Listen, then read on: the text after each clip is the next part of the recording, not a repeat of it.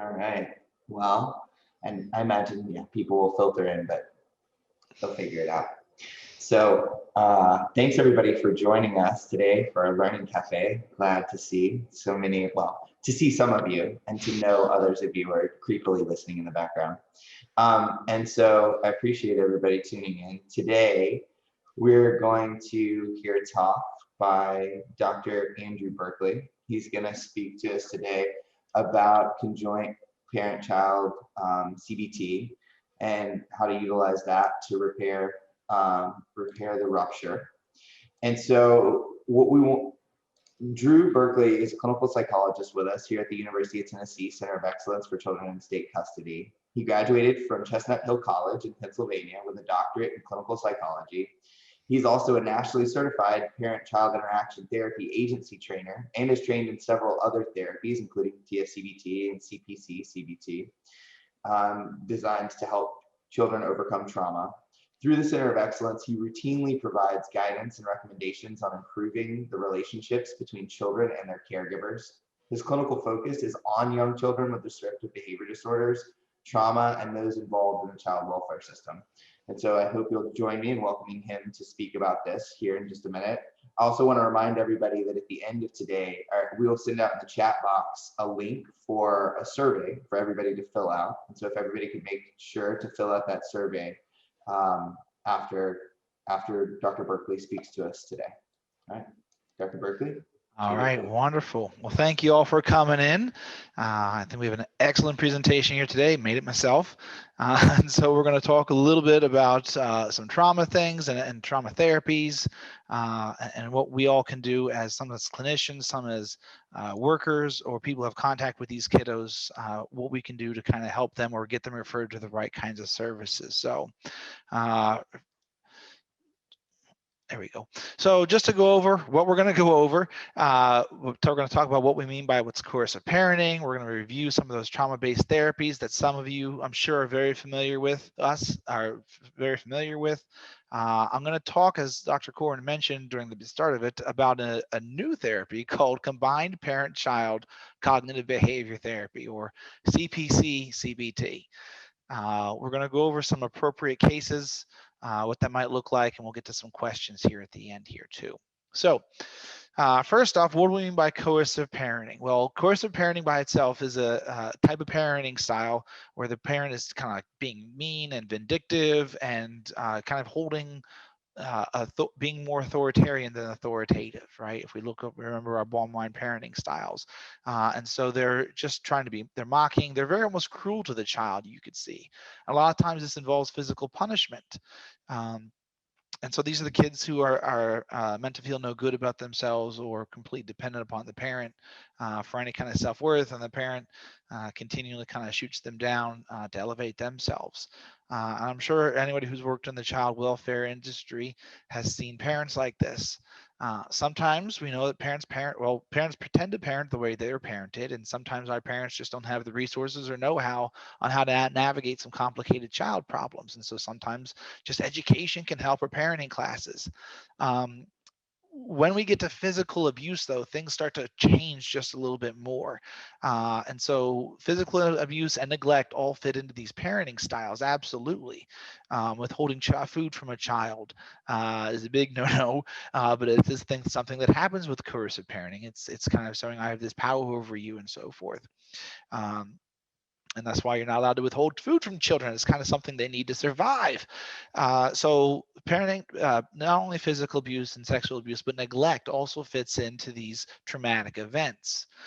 We call them criterion A events. It's kind of when an event has some kind of real or perceived threat to the child's integrity or life. It's kind of the broad definition of it there. So not all traumatic events lead to a PTSD diagnosis or even PTSD symptoms. There's a waiting period that has to happen. The symptoms have to be so severe for so long. And I'm not going to get into necessarily what constitutes PTSD or not here, but I just want to let you know that just keep refreshing your minds that not all traumatic events lead to these kinds of behaviors. But when we get them, when we get these traumatic events, when we get these complex trauma things, where there's somebody who's supposed to be taking care of the child ends up being physically abusing them or neglecting them or sexually abusing them. And this happens time after time after time. We start to get this idea of a complex trauma. And now we're adding even more layers onto trauma events and more symptoms and more kind of deeper symptomology there. So what we know is that in kids, PTSD tends to take on this kind of disruptive behavior role.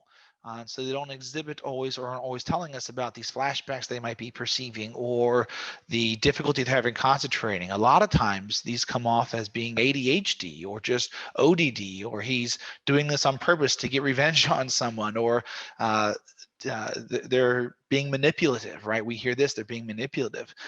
And when we tend to look deeper at what's causing all this, time and time again, we're seeing this is trauma. This is trauma. This kid's been through a lot. Sometimes we get desensitized to it because we see it all the time, but nevertheless, it's very true and very real for the child. You know, those of us who work in child welfare or have experience, we've seen this 100 times. These kids have only seen it a handful. And this kid's only experienced it once, right? As far as this is the first time they've been exposed to it, having PTSD, right? We've seen it time and time again. This is very new and very real and very scary for them. And I think sometimes that can be easy to lose sight of. And so that's why they get these disruptive behaviors. They're seeing everything as a threat. They're being unruly. They're difficult to manage. And it's all stemming from these things.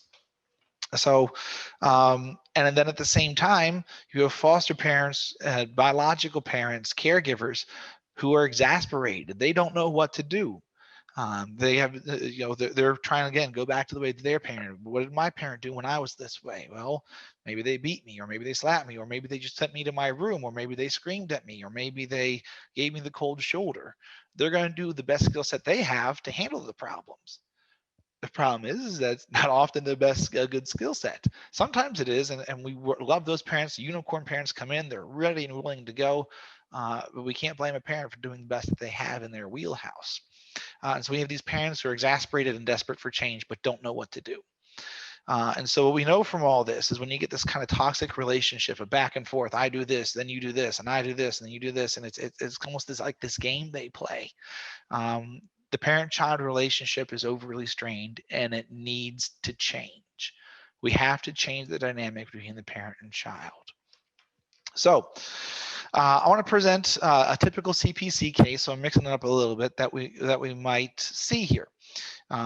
So here we have a mom who is referred for therapy due to substantiated allegations of child physical abuse. She bit a kid with a phone cord. She left severe lacerations and bruises on the kid's body. Kid gets hospitalized and kid gets removed from their care. And so here we have the parent. That's the subject of the criterion A event. The parent is the one that inflicted the abuse. And that's exactly what CPC goes for. If we see this mama, this is pretty intense stuff, right?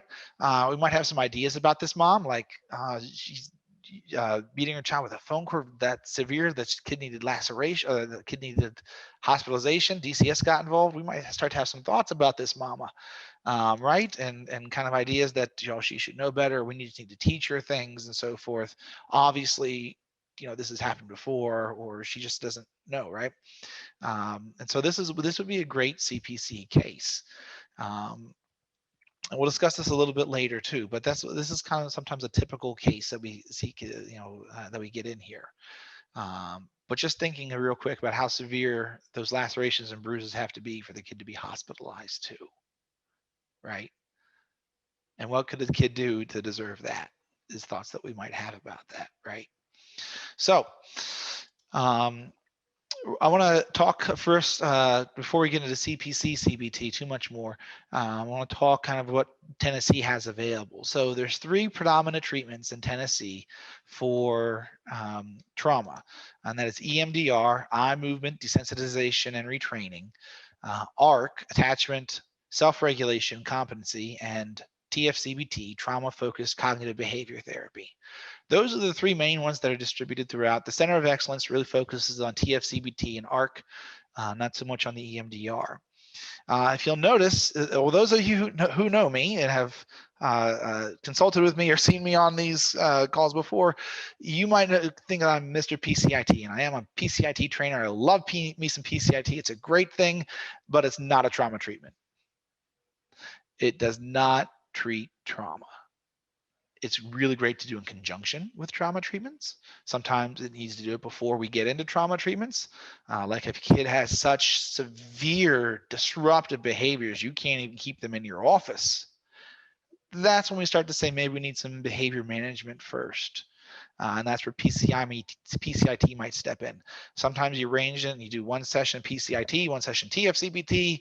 Sometimes you just play it by ear. You do all of CDI and then you do TFCBT. So it really depends, and I encourage you to feel free to consult with us if you're not sure what a kiddo's needing and so forth. And we're very, very happy to help you kind of figure some of those lower level things out and kind of see if you need disruptive behavior management first, or if we need to go through trauma treatment. We're happy to do that. But back to our trauma treatments, there is evidence to support each of those treatments. EMDR does have evidence. It's not, the evidence might not show what you think. It doesn't have much to do with the eye movement desensitization. It has more to do with the desensitization through prolonged exposure, just like TFCBT does. TFCBT has a great, robust bit of evidence. Each treatment is unique and has some overlap. Like ARC, for example, is a wonderful framework for how to deliver trauma if you're not TFCBT trained. And sometimes you just need to go with ARC just to fit the model of what the kid's bringing in. So each of these treatments has very unique properties to it. EMDR treats adults, and it can give adults or adult therapists a wonderful framework of how trauma therapy needs to happen. And so all these treatments can be just fine to use. Oh, see, I kind of got ahead of myself a little bit there. So, as I said, ARC helps treat complex trauma. EMDR does children and adults, and TFCBT treats it mainly treats it in youth. An important thing to note about TFCBT, the parent that I showed you earlier would not fit well into TFCBT because she's what we label right now the offending caregiver, right? She was responsible for the abuse. So in TFCBT, they don't, I wish I had that fellow from Black Panther, Takali, right, saying we don't do that here. That's what TFCBT is about when we talk about offending caregivers. That's not what their focus is. And they'd say, no, we cannot do this with a parent if they were the abuser here. They do it with the foster parents. They'll do it with another caregiver, but they're not going to do it with the parent. If the parent was the abuser. Now, if the kid was abused by the uncle and they're living with the parent, yeah, then we go through this with the parent because they were not the person that were the offender. Okay. So that's what TFCBT kind of carves out, is it doesn't work with what they call offending caregivers. So let me go into kind of bring you into a scenario with a parent here. So I'm going to give you a second just to read through this if you could.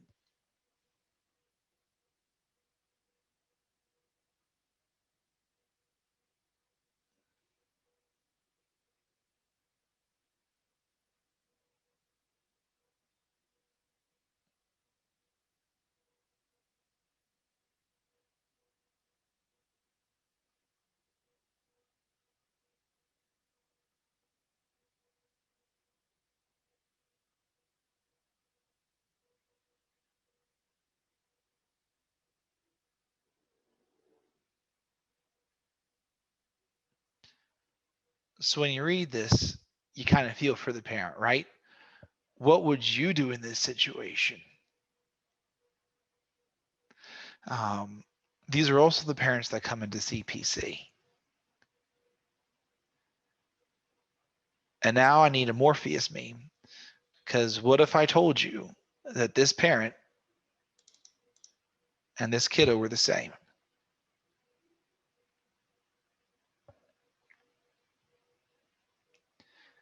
It gives us a slightly different perspective.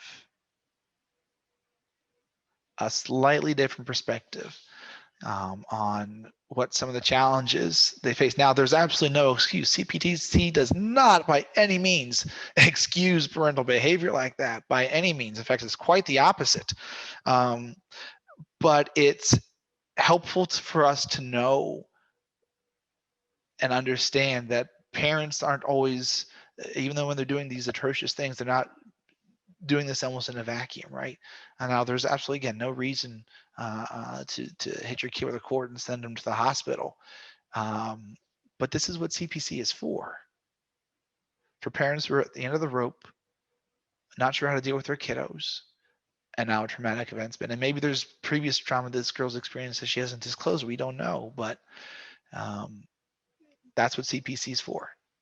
That's exactly what we're for. So let's get into it for a hot second here. A new trauma treatment. Parents who are the source. So as I said, CPC is for parents who are the source of the criterion event. That's the real or perceived threat to the child's integrity or life. CPC, we just call it CPC because no one likes the full acronym, right? CPC is very similar in theory and principle to TF-CBT. When we go through this, you're going to see a lot of commonalities. If you're familiar with TF-CBT, you'll see a lot of commonalities and some of the things they go over. And the ways they address it. The material has a lot, I'm not going to say repetition, but it has a lot of similarities across. And the reason that might be is because one of the co-authors of CPC-CBT is a co-author of TF-CBT, and that's Esther Deblinger, kind of co-authored the manual for CPC-CBT along with Dr. Runyon. I was also a TF-CBT trainer, and I think right now they're on a lunch break, but they're doing a TF-CBT collaborative just in the next virtual room over. CPC-CBT is wonderful. It's emerging with new evidence. It's not been around as long as TF-CBT has, but CPC has very emerging and promising evidence built on the same foundation as TF-CBT, with just some smaller differences there. And so it has some very wonderful, already very good concrete evidence, just does not have the same robust evidence base as TF-CBT does. And as I said, our initial statewide implementation is underway. And so we are rolling this out across Tennessee. We just started our first collaborative. So TF-CBT is going on now, but we had just started our first collaborative, I think in March last year. And I think we're finishing it up, and people will finish their training in June. And this training was open to providers throughout agencies in Tennessee that deal with kiddos who are 10 care, who are primarily a 10 care population. So everybody from Memphis, not everybody, but from Memphis, Nashville to Knoxville and Johnson City, we have therapists getting trained in this. So let's delve a little bit more deeper. CPC incorporates elements from CBT, from humanistic theory. Motivational interviewing is a huge thing. And if you can think, if a parent was mandated or told to come to treatment and this is the best treatment, they're not really enthused about being in your office, right? And we get those parents anyway. You know, and as I will discuss this presentation, that what we do is going to work. It's going to work well, but we can't make it work well if the parent's not on board. And so motivational interviewing is one of the first things, like right out of the gate, we start with motivational interviewing and engagement strategies to get this parent.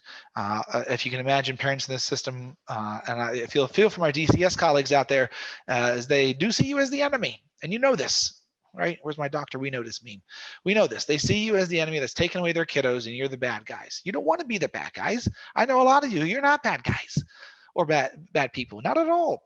But they see you as they're fighting the system, and so they perceive this pushback from you. And so the therapist's job is to try and not be perceived as the pushback, to try and align with the parent. Our first goal is absolutely to align with that parent and let them feel heard, because it's a difficult thing for parents.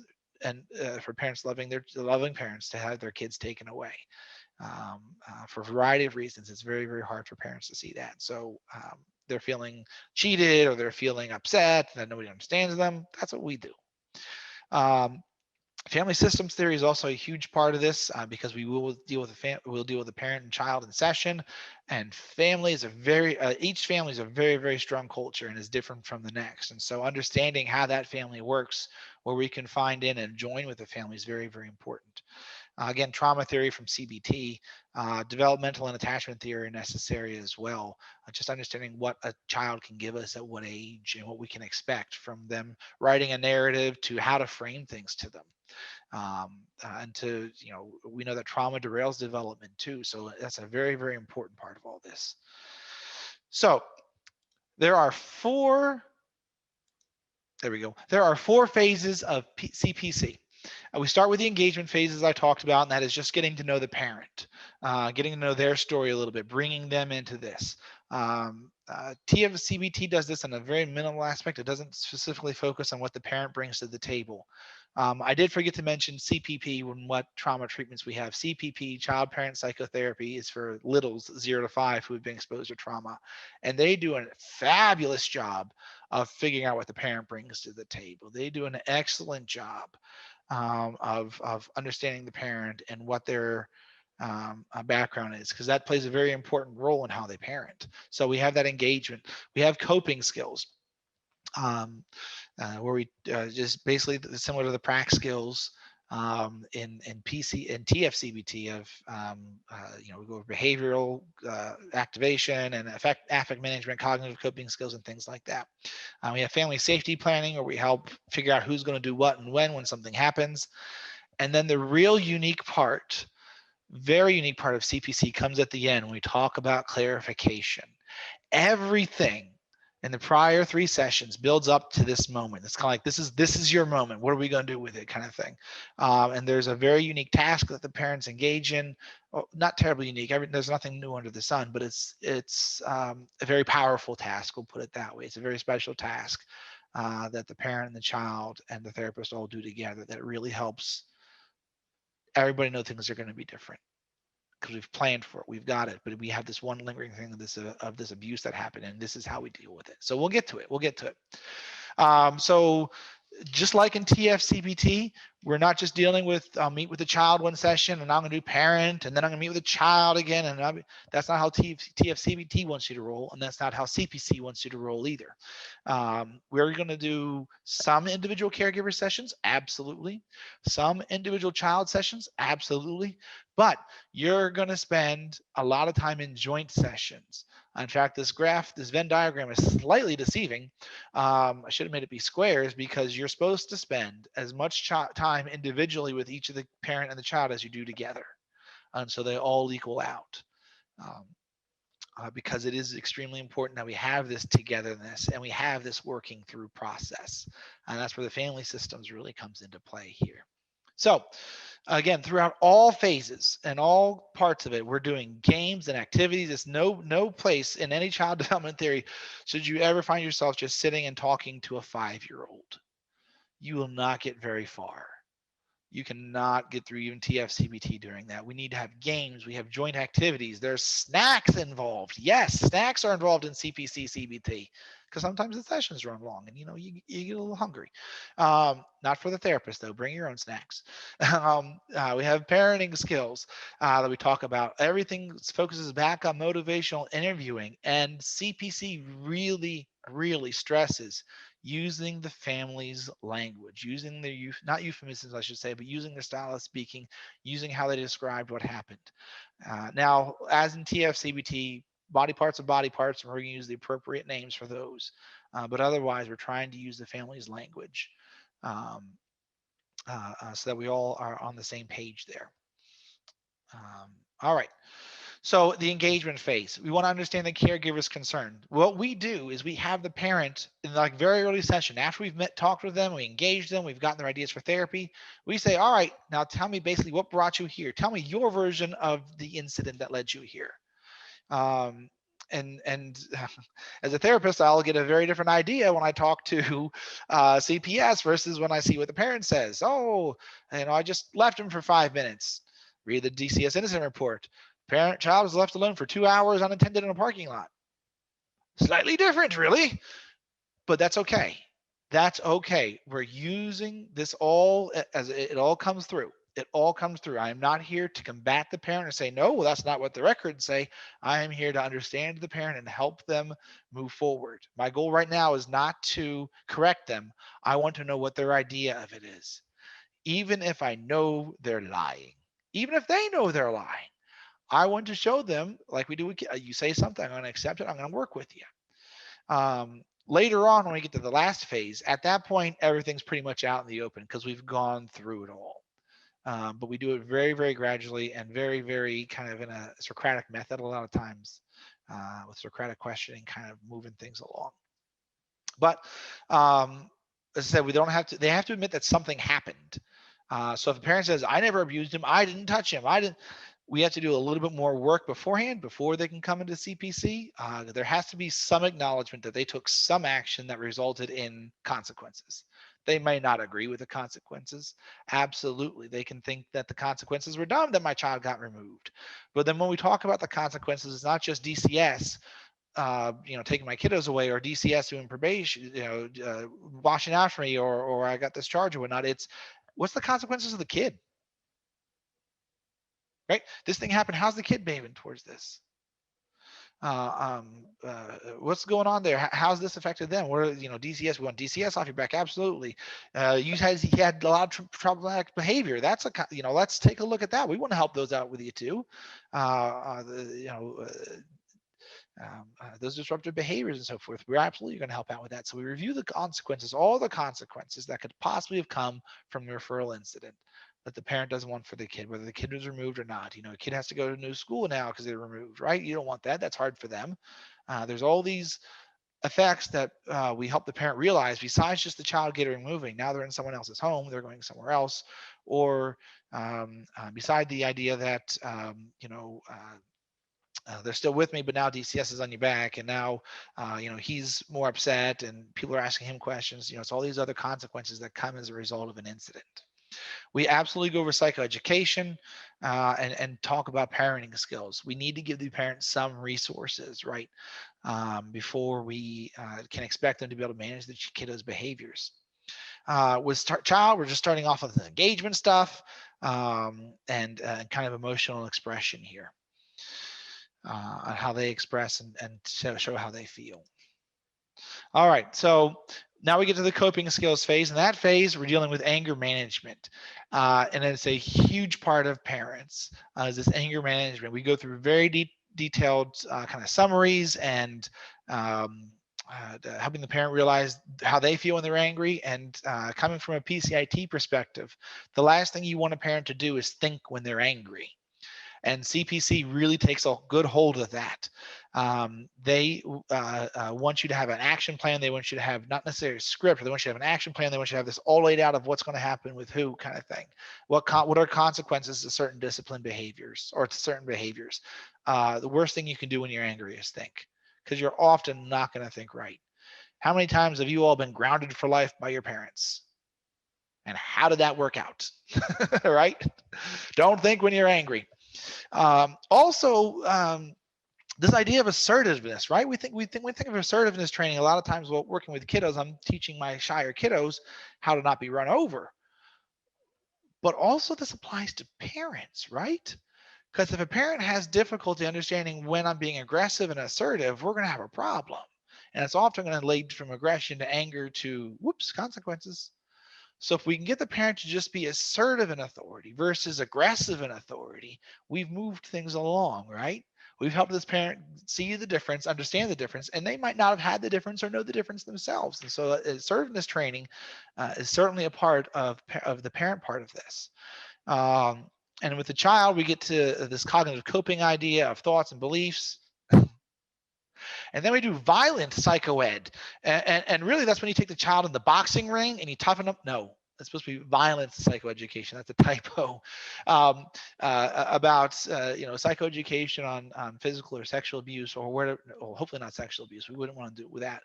But violent on physical abuse or how neglect works and things like that. So it's more psychoed for them. But we also get into social problem solving for both parent and kiddo, and that gets into the ABCs, the antecedents, behaviors, and consequences. understanding, again, that there's consequences that are as a result of our actions and kind of what preceded these things. Safety planning. Now, I know you all have created safety plans. Absolutely. Safety planning is especially focused on here for parents, is understanding who's going to do what, when the kiddo gets triggered. And kiddos actually take a lot of comfort in this, knowing that if mama gets triggered, she's going to do this. Like it's laid out for them. And if the kiddo starts to get upset, the parent knows that this is what we're going to do too. The thing that we need the parents to kind of come around to, right, is that doing the safety plan, that is going for a cool off period or going for a walk, does not substitute the consequence that happens. So if the kiddo did something like punched a hole in a wall, a safety plan needs to be implemented. And there's still going to be a consequence for punching a hole in the wall. We're just going to make sure we're dealing with it when we have level heads. And so the problem is going to be discussed. We're just not going to administer consequences. It's not going to be, oh, you punched a hole in the wall, whoops. It's got to be almost on a behavior chain, if you will, of figuring out what happened here. Obviously, these safety plans are a living document. They're fluid. They need to be adjusted and addressed as the parent and child go along there. So we get into safety planning. And now we get to the big part here, right, is the clarification phase. This is a pretty powerful part of CPC. This is when the therapist is going to meet with the child individually and start to draft a letter to the parent. And we're basically going to make this a bit of a narrative, if you will, of what happened, how the child felt, how the child, what the child experienced. And again, the child, depending on their age, might do things a little bit differently. Maybe it's not a letter. If they're like 5, they might not write. They might do a comic book or whatnot. And all this is just fine. We're really going for thoughts, feelings, and behaviors and all this and trying to draw it out. Sometimes a therapist might choose to write down what the child says, and that's fine. So it's very much focused, and the therapist will sit and help develop the child and go through drafts and things like that. Then what the therapist does is they kind of introduce the parent to the letter and help them write a response. And if you can imagine, the first draft of a parental response is not always the best.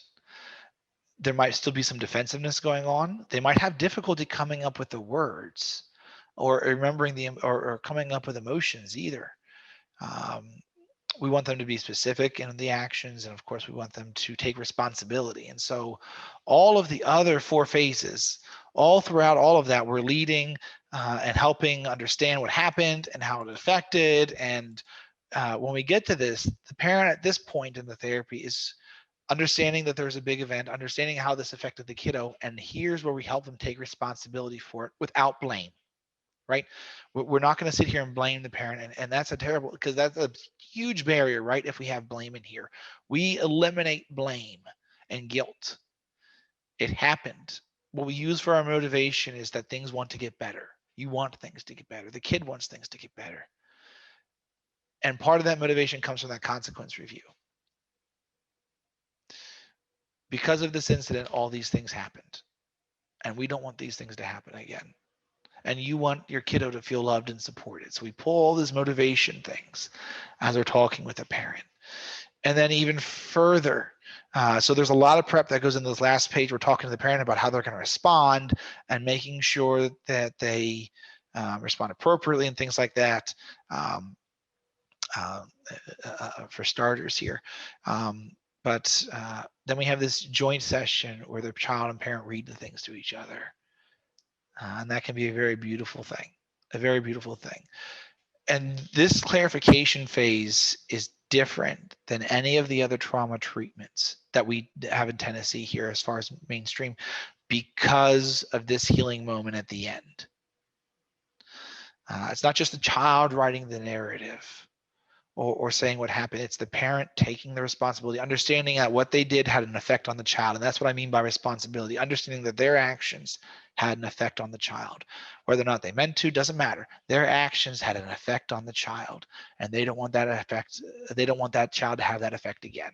is what we all build up to all throughout this. So it's a fabulous thing. We facilitate, therapist facilitates, and we really make this healing moment for everyone. So then we come up with termination here. Again, we never abandon parents, right? We never abandon families. It's all about reviewing the skills, reviewing rules, looking at plans, kind of modifying things until things are at a really good place for the family. Of course, we celebrate their successes. These families have been through an awful lot. This CPC is usually about 16 to 25, sometimes longer sessions, depending on how long we need. But it's been a long road. That's about half a year, 6 months or so, in some cases that we're doing this, and so that's quite a bit. So we talk about future needs that might happen. When should we come back? How do we know if we need to come back? What are things we should look out for? Safety plans also need to be tailored, because they're also about, when do I need to call 911 if something bad happens? How do I look out for myself too? And so all of this is just discussing and anticipating future needs. And I know CPCs has this idea, as does PCIT and all the good T's, is we always leave the door open, right? Any good therapist will leave the door open. If things get worse, give me a call. Booster sessions in the literature, booster sessions are tremendous assets to facilitating lasting changes. All right, so if we want to see treatment gains maintained, we try to do booster sessions along the way, and that's a great thing. So I want to wrap things up. We're wrapping up a little early, but that's okay. Want to just kind of go over Stephen Rolnick. He's one of the co-authors on motivational interviewing. And I think this really speaks to how the CPC therapist and any good therapist should approach, but especially in CPC, this is emphasized, how we approach working with parents who have done what we might perceive as terrible things to children. Is unlearning our biases, slowing down and listening, being humble, believe in them, believe the parent can change. That's a huge one, right? Going with their language about change too, rolling with it. No pun intended, I suppose. But that's what makes CPC so powerful, is the alignment with the parent, the use of that alignment when we get to the clarification phase. Because at this point, the parent does not see us as a bad guy, and I don't want them to see anybody as a bad guy. We're all here on a mission to do the best for the kiddo, and even the parent has that mission. They might not feel comfortable with it sometimes. Sometimes parents are scared. Sometimes they're scared to have the kiddos back. Sometimes the kiddos have developed different behaviors that were not there. A parent I was working with, they said, I never had a problem with my kiddo, but now that my kiddo's with someone else, I'm starting to see that he's being more defiant, or that he's developed these behaviors that he didn't exhibit before when he was with me. And so we say, great, that's a consequence. Now, again, not blame, no guilt, no shame, but that's something that we can work on, and that's something that you can help. So let's keep doing this, because I'm going to help you out with that, because that's where the parenting skills comes in. So it's all about helping get this motivation for the parents to continue. So wrap things up here. I'm going to move to see if anybody has any questions, if there are any thoughts about CPC or other trauma treatments, or any things I can clarify about what CPC does.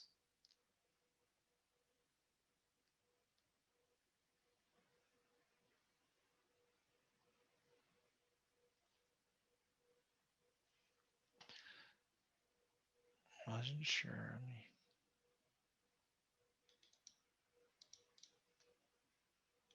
And if you have a question that's on the tip of your tongue, go ahead and ask it.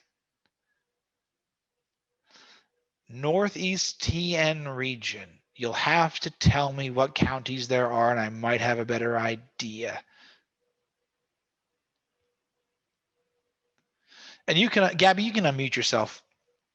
You should have that capacity. If you can't, just let me know, and I think one of my moderators will help us unmute you. Yeah, so Northeast Tennessee region would be like Washington County, Carter County, Sullivan County, Unicoi. Frontier's up there, I think, right? Mm-hmm. Frontier Health has a few. If you, I'm pretty sure, yeah, they're part of this collaborative. So Frontier Health has some. I'm not sure exactly what agency that, what location they're at, but Northeast, that'd be Frontier, with Kendra Cook and so forth. So if you want to do you know who Kendra Cook is? Are you familiar with her? I'm not sure, but I do Okay. a lot of work with Frontier Health, so I'm sure I could find that information. If you don't, come back to me, because this is such a new thing and there's a handful of frontier therapists. There might not be widespread common knowledge throughout the agency just yet. And so feel free to come back to me at our COE here, and I will help you find someone. Thank you so much. Absolutely. It's what we do. Excellent. Great question. What is the youngest age this is recommended for children? We can do it as young as 3. It's the same age range as TF-CBT, 3 to 17. So that's where we look at for there. And again, so the parent who is identified as the is responsible for the criterion event, we'll put it that way. And goes all the way up to age 17 there. And so the other therapies that do for younger kiddos, CPP, but CPP does not have this wonderful clarification phase as much at the end, mainly because CPC also deals with zeros. And you can try to clarify a letter with a baby, but they're not going to respond too well. They do it in a much more developmental sound way for the littles. But CPC starts at 3. Great questions. What other questions do you all have? Would you, for a kid in foster care, like start with something else while they're in foster care with the foster parents and then move to this if like they go back to birth parents and this was something? That's a great question. There's so what we look for is when I'm filling out if a case is good for CPC, we want to see what reunification is like. If they're going to be terminating, it's not useful for us to do this. If there's not been contact, like even visitation between the parent and the child for 6 months, that's something we get a little iffy at too. What we look for is that you all have a good feeling that reunification is going to happen. Okay, and that that we can that the parents willing to go in for it as well. I like to start out with CPC because there's so many common elements to other therapies that would make it lend. So if we end up doing CPC and rights get terminated, or we find out rights are going to be terminated 2 months in, this kid's already met and has a great idea about cognitive coping and affect regulation and things like that, that moving him to TF-CBT wouldn't be as difficult. And so the benefit of doing this first too is we start to engage the parent so they can start to have hope and motivation and confidence, right? And competence that they can manage their kiddo. And sometimes that can help them want more. They know how to work with their kiddo now. They know what's necessary. So I can give them motivation too and hope, a lot of hope, big instilling on hope that things can get better for them. And so if the case is appropriate, as I said, with some of those requirements, I am more inclined to start CPC first. Now, it doesn't mean that other therapies can't go on. As I said, sometimes the behavior management needs to happen if the kid's really difficult, and we might look at PCIT first there. But thank you, Dr. Dean. Camelot has a couple of clinicians. That's right. I forgot Camelot's in there. And they have some clinicians up in Northeast Tennessee as well. But anyway, it's CPC is what I would consider, if I can, to do it to initially start out with. Great question, though. Excellent question. What else? Is there another collaborative like for training in CPC down the way, or? We would love, I would, yeah, I'm certain there will be. There are no plans yet. We have a lot of collaboratives going on, and so CPC is something that I think, all fond of, and I'd be surprised if we didn't. But to my knowledge, we don't have dates for any future collaboratives at this time. We'll keep you all posted, though. Absolutely. The more therapists we have, the better for everyone.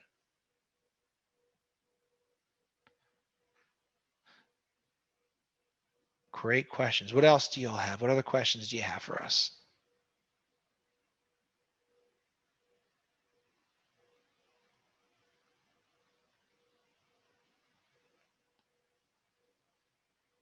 All right. Well, if there are no other questions, Thank you all for coming to our learning cafe today.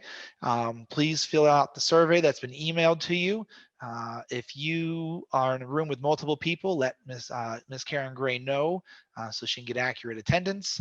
And Rachel has put in the link for the survey if you want to fill that out. And we would appreciate your feedback. That helps us know what topics you're interested in, what went well, what didn't go well. And we'll take that feedback seriously for future learning cafes. Thank you all.